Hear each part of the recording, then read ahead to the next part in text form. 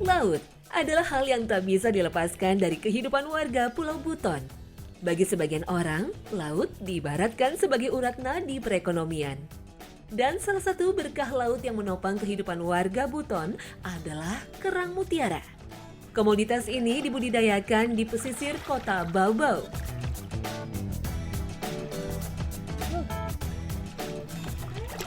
Halo, nah di desa Palabusa ini, jadi kalau misalnya teman-teman lihat, banyak sekali keramba-keramba apung seperti ini. Tapi kalau misalnya penasaran, ini sebenarnya keramba apa sih? Ini adalah keramba kerang mabe. Lihat kan banyak sekali tali-tali, ya kerang mabenya tergantung di sini. Jadi kalau misalnya tadi nih saya snorkeling lihat di bawah ada berbagai jenis dan ukuran. Dan dia ada yang sudah terbuka. Nah terbuka itu artinya dia sedang makan. Buton merupakan cikal bakal dimulainya bisnis kerang mutiara di Indonesia. Pada tahun 1918, Dr. Sukeo Fujita, seorang ilmuwan berkebangsaan Jepang, mulai melakukan percobaan budidaya mutiara di pulau ini. Dengan rentang waktu tunggu 10 tahun, Fujita berhasil melakukan panen mutiara sekitar 8.000 hingga 10.000 setiap tahunnya. Ini menandakan wilayah perairan Buton adalah daerah yang sehat untuk pertumbuhan kerang mutiara.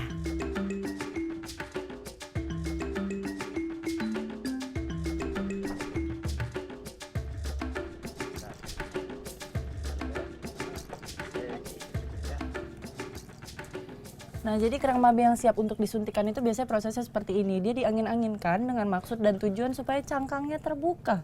Nah, itu yang mempermudah untuk melakukan proses penyuntikan. Nah, yang disuntikkan itu disebut nukleus. Tapi sebenarnya mah ini kancing baju. Kancing yang sudah dimodifikasi sedemikian rupa membentuk setengah lingkaran. Ada yang besar, ada yang kecil, tergantung jenis kerangnya sendiri. Nah, jadi ini, cara penyuntikannya begitu. Kerangnya dikasih buka, lalu disibak. Nih ibaratnya kalau saya lihat kayak di dalam itu yang disibakkan bibirnya ya yang diangkat. Jadi ibaratnya gini nih, disibak, ditempel, terus ditutupin lagi. Kerang mabe atau Pteria penguin juga dikenal dengan nama kerang mutiara bersayap. Hal ini dikarenakan bentuk mutiara yang dihasilkan oleh jenis ini berbeda dengan kerang mutiara pada umumnya yang berbentuk bulat. Dalam budidaya kerang mutiara mabe, pemilihan nukleus yang baik akan menentukan kualitas mutiara yang dihasilkan, terutama dari segi warna, bentuk, dan kilau mutiara. Untuk menjadi sebuah mutiara mabe, nantinya kerang akan memproduksi nacre dan melapisinya pada inti nukleus. Nacre adalah zat yang melapisi bagian dalam cangkang kerang yang berwarna berkilauan. Proses ini dikenal dengan istilah biomineralisasi, yaitu sama halnya seperti proses pembentukan tulang pada manusia dan hewan bertulang belakang lainnya. Sebenarnya ya, ini kalau misalnya kita lihat alat-alatnya, jadi yang disebut budidaya tradisional itu memang alatnya masih seadanya, tapi fungsinya tetap sama. Jadi ini adalah rak piring, betul ya Pak? Nah jadi kan kita butuh tempat jadi supaya cangkang si kerang mabe ini berdiri. Nih pakai rak piring, ini ibu nggak marah Pak, rak piringnya dibawa ke sini Pak, satu? Tidak. Sama alat jepitnya juga alat jepit sederhana, pinset, ya kan, yang seadanya semuanya, yang unik untuk merekatkannya.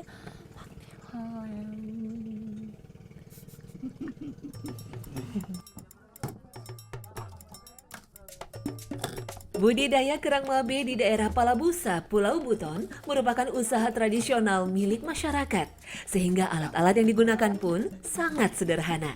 Namun tentu saja ini tidak mengurangi kualitas dari mutiara kerang mabe.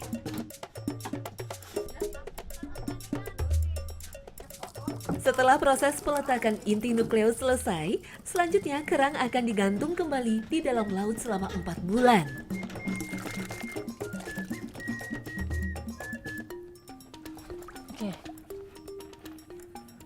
Nah, jadi yang tadi kita udah suntik itu, udah disuntik dengan pancingannya. Nah, mabenya ini akan didiamkan selama 4 bulan ya? Iya. Iya. Jadi dia akan didiamkan, digantung begini sampai lebih kurang 4 bulan. Nah, digantungnya juga nggak sembarangan. Jadi dia akan digantung di kira-kira kedalaman sekitar 2-3 meter. Kenapa? Karena di kedalaman 2-3 meter itu banyak sekali pakan alaminya dia. Karena dia memakan fitoplankton, plankton kecil.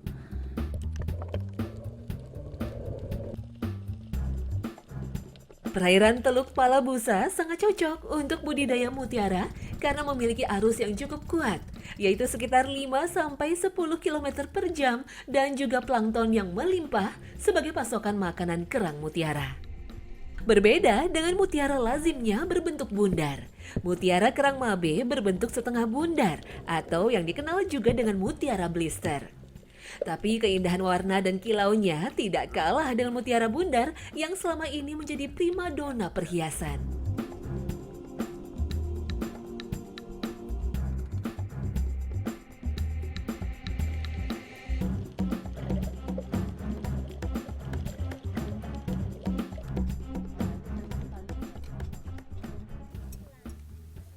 Nah, kan nggak mungkin nih kalau misalnya kita nunggu yang tadi sampai 4 bulan kemudian. Nah, di sini karena memang sudah budidaya ini sudah dari dulu, dari berapa tahun Pak? 10 tahun lalu?